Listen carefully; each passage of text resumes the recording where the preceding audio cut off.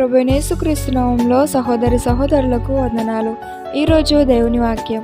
ప్రియులారా, అపోస్తులుడైన పౌలు గారు తన ప్రియకుమారుడైన తిమోతి గారికి సువార్తను ప్రకటించే విషయంలో ఎలా నడుచుకోవాలని వ్రాస్తూ తెలియజేస్తున్నాడు.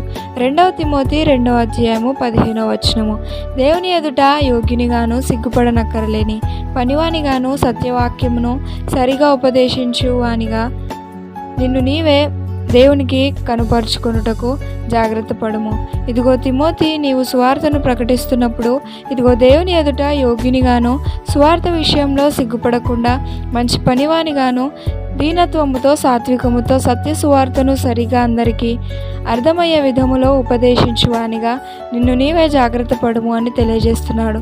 క్రీస్తు రక్తంలో కడగబడిన మనము కూడా సువార్త ప్రకటించే విషయంలో ఇదిగో తిమోతి గారు ఎలాంటి జాగ్రత్తలు తీసుకున్నాడో మనము కూడా అలాంటి జాగ్రత్తలు